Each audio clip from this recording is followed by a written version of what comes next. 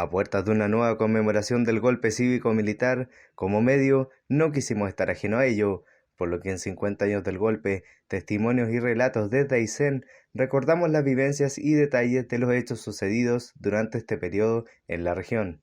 Hoy conversamos con una persona que puede contar en carne propia lo vivido. Él es Joaquín Real Hermosilla, director de Radio Ventisqueros y escritor aycenino. Durante la dictadura fue prisionero 6 meses en el centro de detención del regimiento Las Bandurrias, por lo que escribió Prisioneros de Guerra en Aysén, un libro donde cuenta su testimonio y el de otras personas en la época. Bueno, en primer lugar quería preguntarle qué sensaciones le produce vivir una nueva conmemoración del golpe cívico-militar. Mira, no es una fecha cualquiera o una conmemoración habitual. Son 50 años.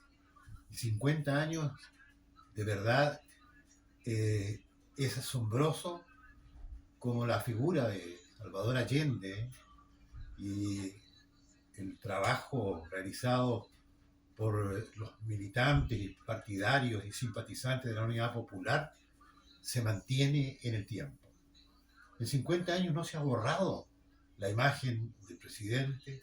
En 50 años hay una serie de cuestiones que cambiaron en este país porque las bases justamente se hicieron, se fundaron en ese periodo. Y la figura del presidente mártir no solo es reconocida en el país, sino que en todo el mundo, donde también se le están rindiendo homenajes al cumplir estos 50 años, y además se perpetúa el nombre de Salvador Allende en distintas calles, eh, bibliotecas, en fin, hay manifestaciones en que se rinde, ¿no es cierto?, un tributo de admiración a el presidente que decidió terminar sus días defendiendo a Chile en el Palacio de la Moneda. ¿Cómo fue vivir ese ambiente de tensión previo al golpe de Estado? Mira, en el país se sospechaba y se sabía que había gente conspirando. Se sabía que habían sectores que estaban interesados en que no continuara el gobierno de Salvador Allende porque iba contra sus intereses.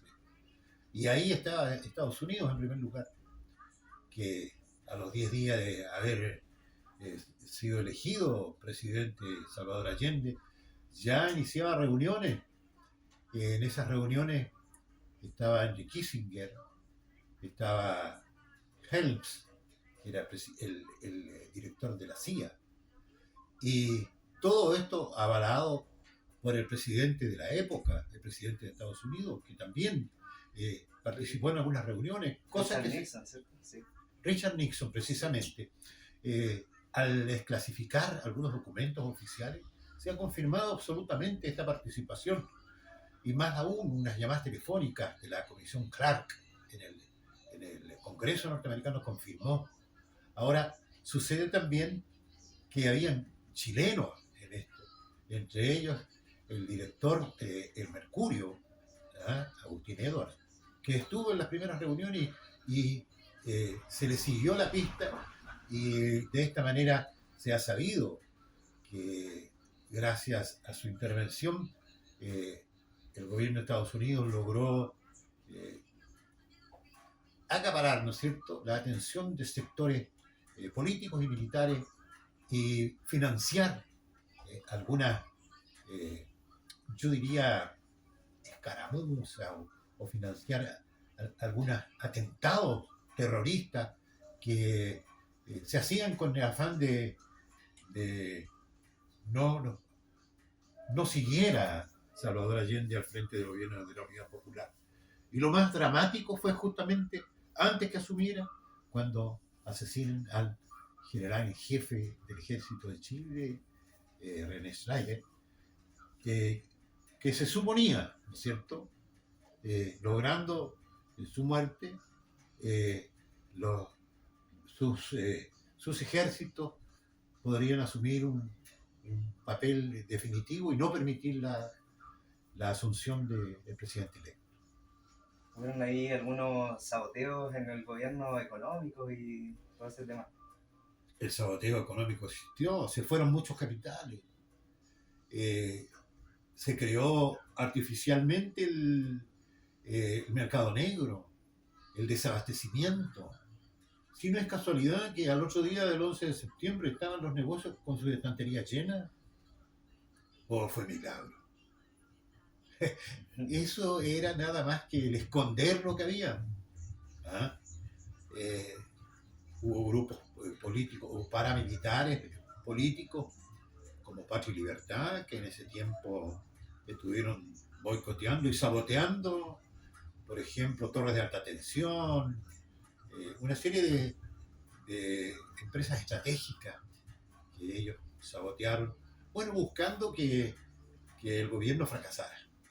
Lamentablemente, cuando se empezaban a dar las condiciones de empezar a superar el difícil momento que se vivió, vino el golpe. Sabían lo que estaban haciendo estos señores. Dentro de lo, bueno, vamos como al tema del centro de detención y todo, hubieron interrogatorios y ahí se tomaron, los militares se referían, por ejemplo, en los interrogatorios a el plan Z y plan Copa. Esos fueron como mentiras, ¿cierto? Absolutamente. Porque fue ideado para justificar en cierta medida el golpe. Pero no tuvo ningún argumento, no hubo ninguna comprobación. Es decir, fue un invento. Y a nivel regional, el plan Copa, que se suponía se daba en el sector campesino.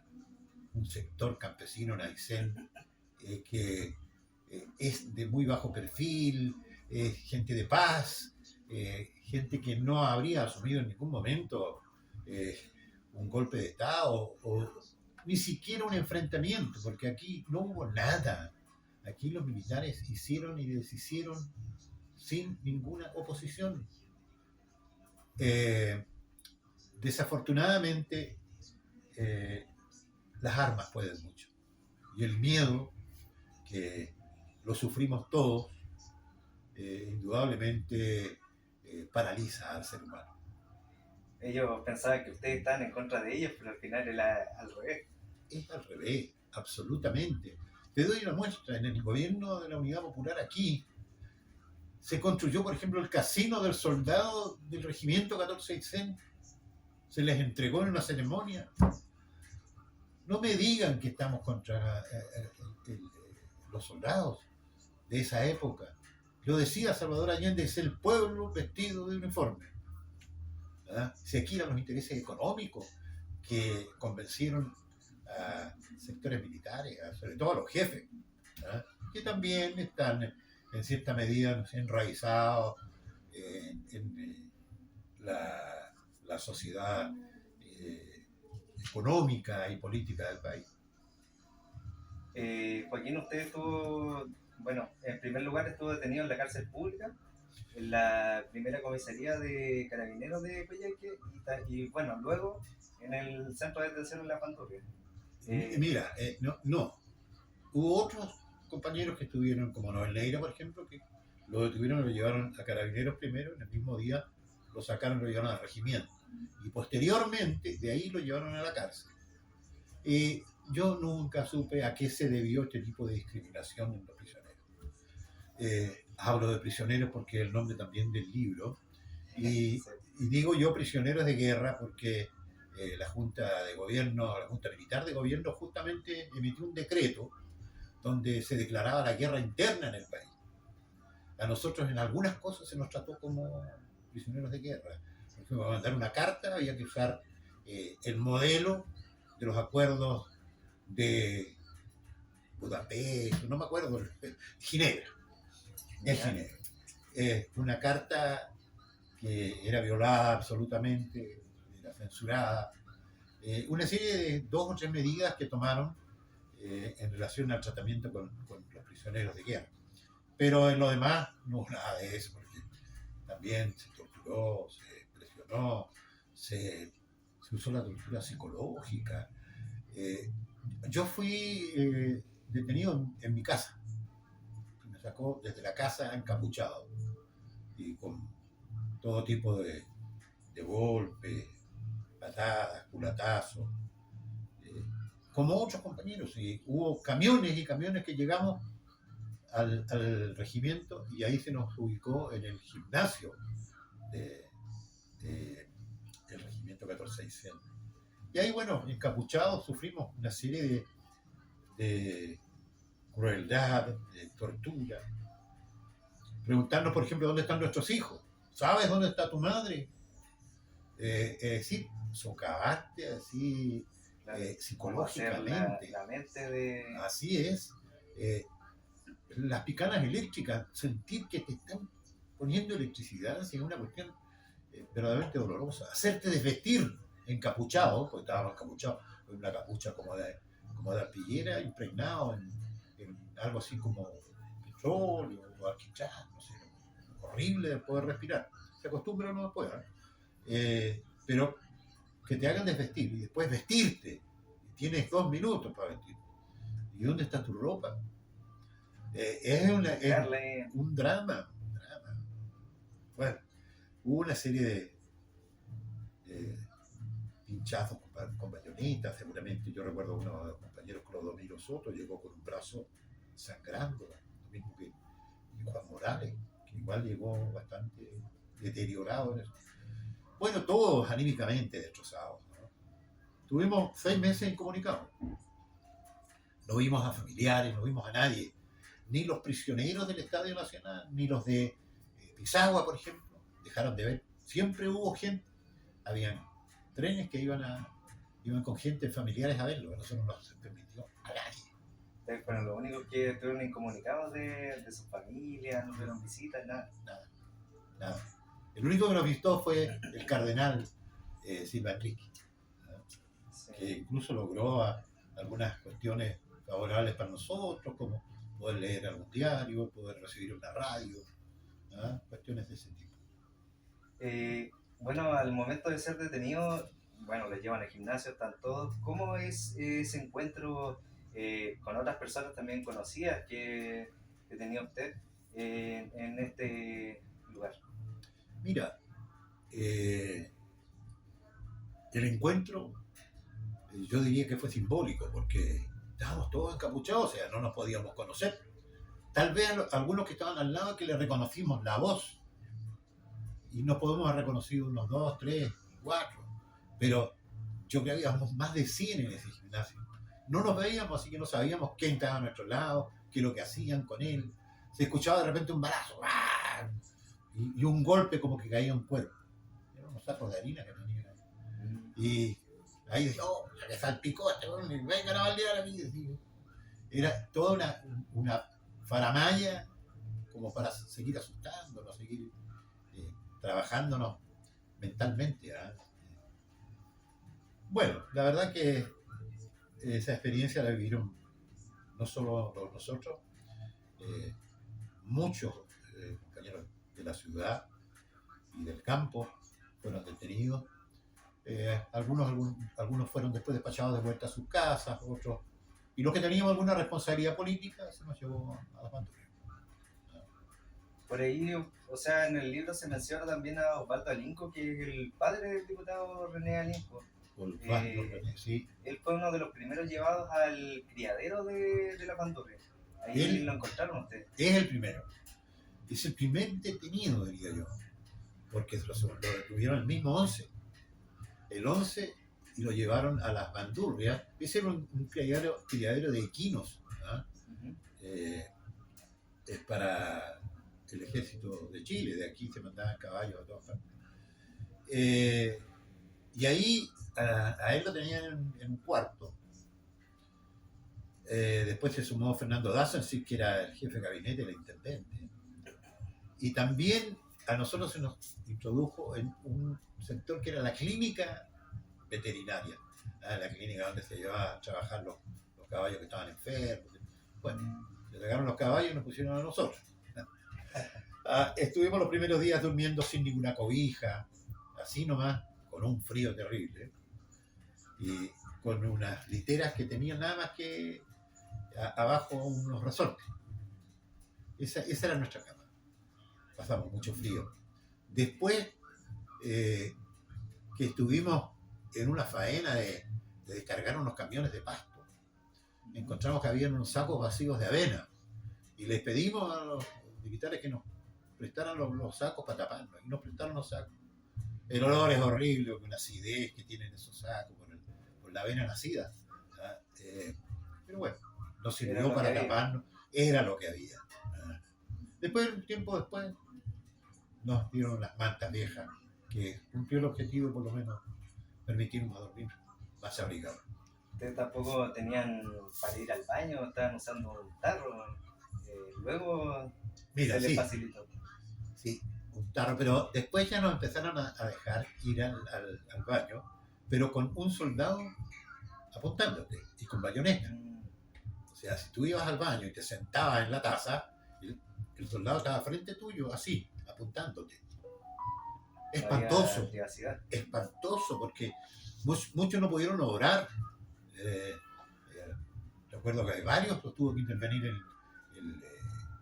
el enfermero de la patrulla y darle algunas pastillas para que pudieran obrar, porque estaban días que no podían hacer. Porque, sí, tu intimidad, ¿no es cierto? Te la violan con eso y no te dejan obrar como corresponde. Claro. Bueno, ¿qué opinión y sensaciones le merece el hecho de que hasta la fecha no se sepa el paradero de algunos presos políticos? Yo creo que a pesar de que muchos podamos tener una posición pacifista, tener una posición de entendimiento de algunos que no tuvieron otra opción que obedecer, yo creo que esas cosas, por ejemplo, no las puedo olvidar ni perdonar. Ahí hay que encontrar a los culpables, aunque ya quedan pocos vivos, casi ninguno. O por lo menos descubrir dónde están.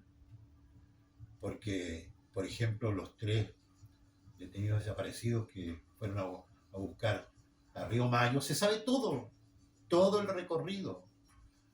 Se sabe hasta la guardia que había en el regimiento 14 Aysén para que ingresen. Pero después, al subieron al segundo piso y nunca más se supo de ellos. No se sabe más. Allá cuando iban patrullas a cuidar, ¿no? A hacer guardia, algunos contaban de que en alguna parte estaban encerrados, se sabía que habían. Pero no sé, hasta el día de hoy es imposible obtener información. Hay un pacto de silencio seguramente que no lo quieren romper. Volviendo al tema de sus compañeros detenidos al igual que usted, Erwin Ramírez Cárcamo, ¿nos puede contar un poco de su caso? Sufrió muchas torturas dentro del centro de... Fue como uno de los que más sufrió golpes, maltrato, etc. Mira, hubo un grupo que sufrió mucho más, y entre ellos Erwin Ramírez Cárcamo, un hombre pero muy fraternal, un hombre que te hacía superar cualquier situación, porque eso es producto del encierro, el estar pensando, le llaman caldo de cabeza. Entonces, él siempre fue el que nos infundió ánimo. Estábamos con una ropa destruida después de todo lo que nos pasó, pero no teníamos para cambiarnos. Así que lavemos la ropa como sea, pero estemos limpios. Pidamos que nos autoricen a afeitarnos y nos dejan afeitar. O sea, y para lucir siempre bien, y que no nos vean derrotados. Y así fue. Erwin Ramírez, con otros compañeros también del Partido Socialista, se les llevó a otros lugares donde se les sometió a tortura eléctrica, sentado en sillones, donde se les aplicaba ya corriente con otro tipo de instalación, ¿no? Muy dolorosa, y donde se les preguntaba algo que siempre se respondió, no se sabía, no se sabía, no sé por qué era invento, nunca tuvimos armas, nunca tuvimos planes, nunca tuvimos intenciones de no sé, de matar a alguien, como ellos decían con el plan C. Habían suboficiales que de repente, ustedes nos querían matar. Se las creyeron ellos mismos, después que fue un invento y todos sabían que era un invento. El fallecimiento de Erwin se convierte en una manifestación del pueblo en contra del gobierno. Así es, la de Erwin y la de Osvaldo Naluco. Los dos. A ambos los llevamos a pulso al cementerio. ¿Ah? Toda la gente que los quería y se reunió, mucha gente. En el fondo, como dices tú, participaron de una manifestación de reconocimiento y aprecio a Erwin y a Osvaldo, pero también una manifestación de rechazo a la actitud y a la manera de llevar las cosas de los golpistas. Dentro de las detenciones, o sea, usted fue detenido junto a sus hermanos, estuvieron en distintas ocasiones detenidos. Así es. ¿Cómo fue eso? Bueno, supe por ahí que también uno de sus hermanos era músico y lo obligaban de repente, los militares lo llevaban a su show, a cantar, sí. todo ese tema. El problema es que tú, ¿cómo les decías que no? Porque sabiendo cómo trataban a la gente, ¿qué te podía pasar? Más encima que había estado detenido, fue una detención más corta, así un par de días. Igual mi hermano Oscar, que hasta el día de hoy trabaja conmigo en la radio. Oscar fue director de la radio Mayiguales, una radio histórica aquí, que ocupó un lugar muy importante y destacado en el gobierno de la Popular, y que se cerró. Al par de días del golpe, el mismo día, a las 8 de la mañana, 8:30, ya estaba intervenida. Alcanzó en la mañana a hacer cadena con Radio Corporación y transmitir el primer mensaje del presidente Allende. Después ya no se pudo, porque llegaron los militares, dejaron guardia adentro y guardia en la planta, guardia afuera. Fue imposible que la radio siguiera. Una radio histórica que algún día se va a decir cómo fue. Yo estoy tratando de hacerlo en un próximo libro que voy a sacar. Bueno, como menciona en la radio, ustedes después los dejaron tener radio y tuvieron una radio que era la Radio Moscú, que era la única que daba a conocer así como estos casos de tortura, de maltrato, y las otras estaban censuradas. Entonces era la única que tenía, la que decía la verdad en el fondo. Así es, Radio Moscú y Radio Magallanes. La Radio Magallanes es la radio que la dictadura no puede callar. Fíjate que justamente yo en la Radio Magallanes trabajé antes de venirme acá, el año 68. Y ahí, en esa radio, transmitió su último mensaje el presidente Allende. Yo soy muy amigo de Leonardo Cáceres, que era el jefe de prensa de la Radio Magallanes, y que fue el que le dio el pase al aire al presidente Allende. Hasta el día de hoy tenemos muy buena comunicación y participamos de un libro que se escribió el año 2017, que se presentó por la presidenta Bachelet, que hizo la introducción incluso, y lo presentó en el aula magna de la Universidad Central, donde 24 periodistas cuentan sus vivencias. Mi 11 de septiembre, así se llama ese libro. Fue reeditado por segunda vez y ahora, el 25 de julio, hace poquitos días atrás, se volvió a presentar una tercera edición. Una tercera edición de mi 11 de septiembre en el aula, es decir, en el Salón de Honor de la Universidad de Chile, con la presencia del presidente Boris, con la presencia de la ministra Toá, varios ministros más, el ministro Cordero, la ministra de Bienes Nacionales, bueno, y mucha gente invitada, un acto muy lindo, que lamentablemente no pude ir, no, las condiciones no están muy propicias para viajar en este tiempo. Pero es un libro que por tercera vez se reedita en el país, cosa que me alegra mucho. Joaquín, ¿cuánto cree que hemos avanzado en cuanto a la reconciliación con Chile tras las muertes, desapariciones, torturas? Mira, yo creí que habíamos avanzado mucho. Y pensé que había una posibilidad que el pueblo chileno se reconciliara y que el pueblo chileno llegara a concebir no solo el bienestar económico, que en cierta medida se ha logrado hasta el día de hoy, sino que iba a lograr hermanarse, empezar a ser generoso y dejar un tanto a un lado las diferencias, sino que sin, ¿no es cierto?, terminar con la manera de pensar de uno, sea también, digo siempre, generoso para respetar lo que piensa el otro. Es la única manera de que podamos ser solidarios, fraternales y poder subsistir mancomunadamente en un país. De lo contrario, lo estamos destruyendo como está de nuevo pasando. Hoy se están exacerbando los ánimos, está pasando de que hay posiciones, pero enormemente antagónicas, donde están primero los intereses ideológicos y económicos y no el bienestar de los chilenos y el país. Bueno, Joaquín, hace un tiempo se conocieron documentos desclasificados del sabotaje preparado por Nixon, lo que usted mencionaba en un principio, hacia el gobierno de Salvador Allende. ¿Qué nos puede decir de aquello, de los documentos desclasificados? Mira, definitivamente vino a confirmar algo que se supo siempre. Aquí habían intereses económicos y políticos y Estados Unidos no quería permitir que en Chile hubiese un gobierno socialista.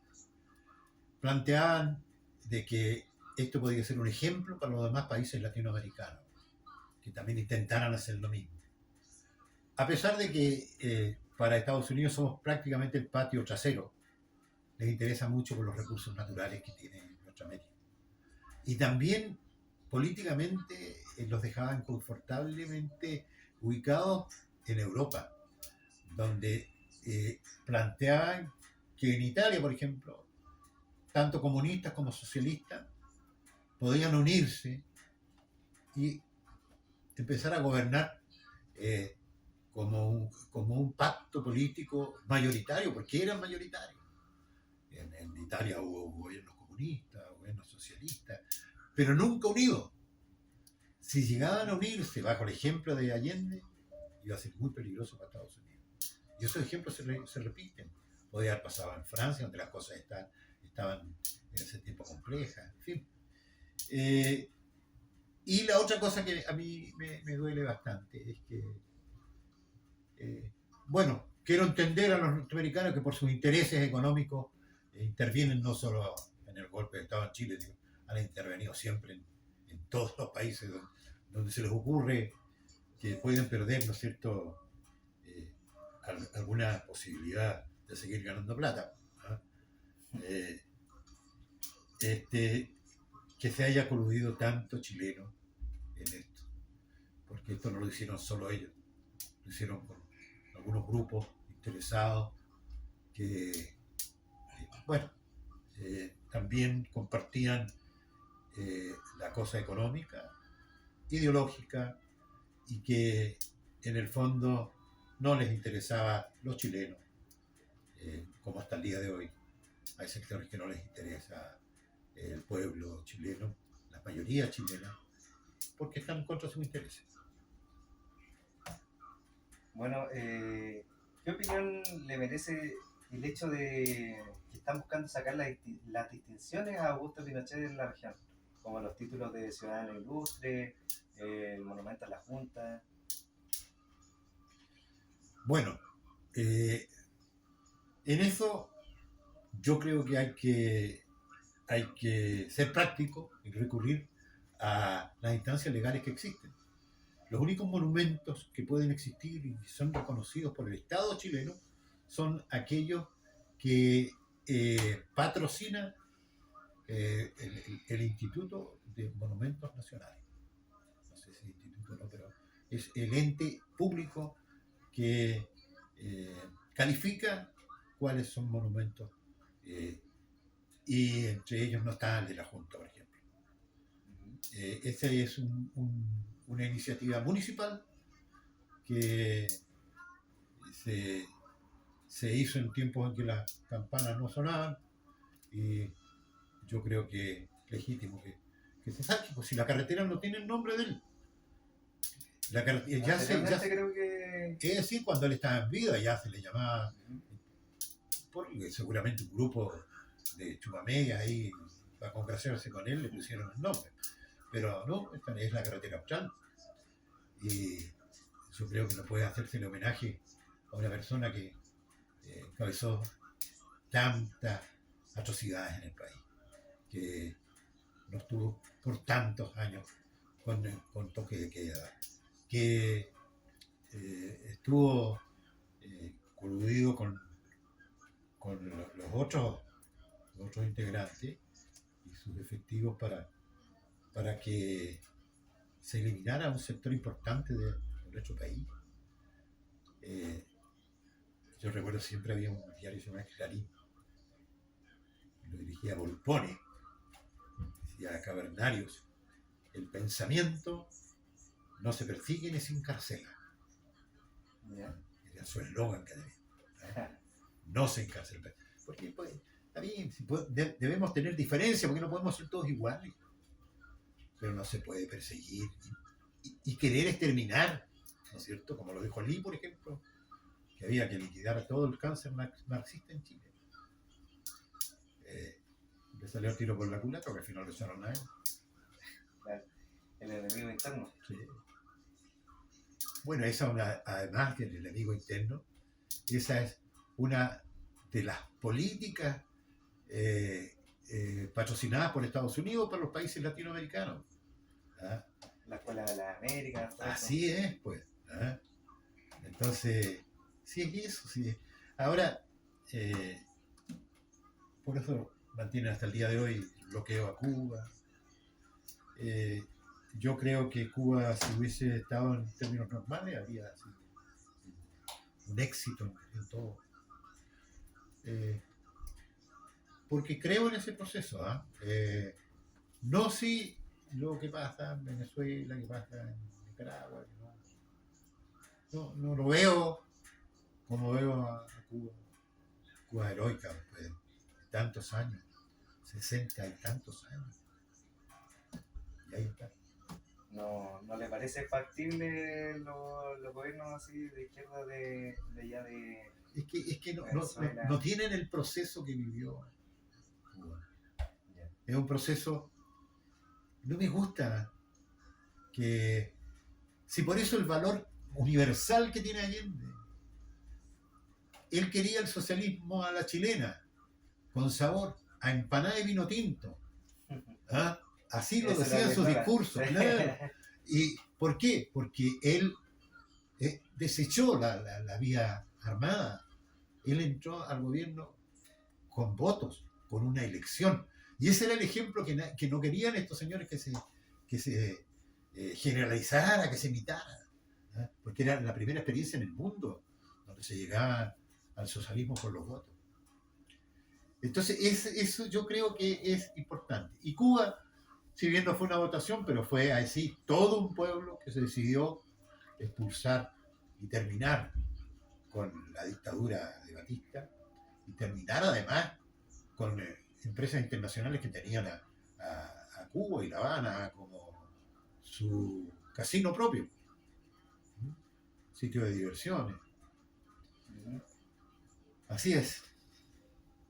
Bueno, ya llevándolo como tema más actual, ¿Qué opina del trabajo que se ha hecho? Por ejemplo, ahora estamos en un segundo proceso constituyente. ¿Qué opina? ¿Cómo se ha llevado a cabo? Y ahí cabe lo que yo te decía delante, la ninguna generosidad que han tenido los políticos de nuestro país. Y lamentablemente se ubican en los dos sectores. Porque así como está la cosa y ya las encuestas lo están como que anunciando, esta nueva propuesta de constitución, a mí me da la impresión de que la van a rechazar. ¿Sí? Y la otra, que se fue para el otro lado, la rechazaron. Mucho se dijo de que estaba así como que tenía algunas propuestas que no eran todas las demandas, que no abarcaban todas las demandas del pueblo. Así es, pues. Yo creo que hubo poca participación o no se bajó al pueblo, ¿no es cierto? Hay cuestiones que son básicas y que no se pusieron. Había unas cuestiones muy interesantes dentro de la propuesta, pero otras que no, definitivamente. No te las desmenuzo porque tendríamos que estar mucho tiempo, Sí. pero creo que se perdió una gran oportunidad. Una oportunidad de hacer las reformas que se necesitan, pero sin cambiar el 100%, porque esta era una cuestión absolutamente nueva. Y en eso hay que considerar la idiosincrasia de los chilenos, nuestra tradición, la diversidad que existe en el país. Decía, un montón de cuestiones que no pueden pasarse a llevar así nomás. Hablando del tema del proceso constituyente, bueno, antes obviamente hubo un estallido social, donde Carabineros ejerció actos de violencia y represión contra varios de los manifestantes. ¿Cómo asimila esto usted con el abuso que sufrieron ustedes, la golpiza, las torturas durante la dictadura? Mira, ese es el problema de cuando se hace vista gorda o se da manga ancha y no se hacen los protocolos necesarios para poder contener cualquier manifestación en términos pacíficos. Sí se puede hacer. Te digo que pueden haber excepciones donde de repente grupos interesados puedan manchar una manifestación popular. Pero no puede justificar cualquier acto realizado por un ser humano, no puede justificar el destruir, el atropellar los derechos humanos. Antes que todo, no hay ninguna racionalidad en quien pueda aplicar medidas coercitivas o medidas, ¿no es cierto?, como las que tú comentabas, que se aplicó, ¿no es cierto?, yo diría incluso una actitud terrorífica por parte de quienes manejaban los elementos disuasivos, pero los manejaron sin el protocolo adecuado para mantener la cordura. Y eso fue, en el fondo, sí, bueno, Carabineros es un ser humano también, ¿no es cierto? Pero no puede dejársele así abiertamente a que haga lo que haga. El golpe de Estado pasó eso, hubo muchos que también hicieron lo que quisieron. Sí. Se les dio, abusaron de la gente. Algunos abusaron por rencillas familiares, otros abusaron porque antes les habían dicho algo. O sea, mira, no sé, es una cuestión que hay cierto nexo, ¿no es cierto?, entre lo que pasó en los tiempos nuestros y lo que pasó en estas protestas masivas. Yo sí, en cuanto al derecho a protestar, el derecho a opinar, el derecho a las oportunidades, yo creo que es legítimo y hay que respetarlo. Pero no me gusta, no acepto cuando se hace daño y el daño al final termina repercutiendo en la gente más necesitada. Porque es como reclamar pegándose un balazo en los pies. Quemar el metro, por ejemplo.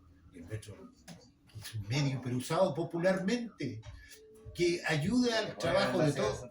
Entonces, esas cosas ese ejemplo que saco no puede. No ayuda. El quemar micro, ¿en qué ayuda? No nos ayuda en nada. Al contrario, los trabajadores que tienen que ir a su pega, pucha, tienen cada vez menos micro, menos seguridad. Bueno, ya para finalizar, ¿qué le diría a esas personas que están en contra de seguir recordando este suceso que marcó la historia del país? Mira, eso se llama negacionismo. El negacionismo lamentablemente apareció en nuestro país y no entienden que la historia no se puede dar vuelta. La historia es una. Y la hacen los pueblos, decía Allende en su mensaje final. Y por supuesto, el pueblo la va haciendo y los escritores, sobre todo los historiadores, la van escribiendo. Y en esto yo creo que estamos ante una encrucijada compleja. Yo pienso que este momento es difícil. Aquí están habiendo una serie de situaciones que tienen cierto parecido con lo que pasó en el gobierno de la Unidad Popular. No digo que es lo mismo, pero hay algunas similitudes de repente. Y se están abriendo estos caminos que, por ejemplo, son desconocer. Un diputado por decía, ¿pero qué desaparecido? ¿A dónde? O sea, ese negacionismo es taparse la cara y no querer ver. Y no hay peor ciego que el que no quiere ver. Bueno, Joaquín, agradecerte por el tiempo que te diste para conversar con nosotros y esperemos que esto siga en la memoria de los chilenos, porque al final es algo que marcó la historia del país y no se puede perder. Así es, así es.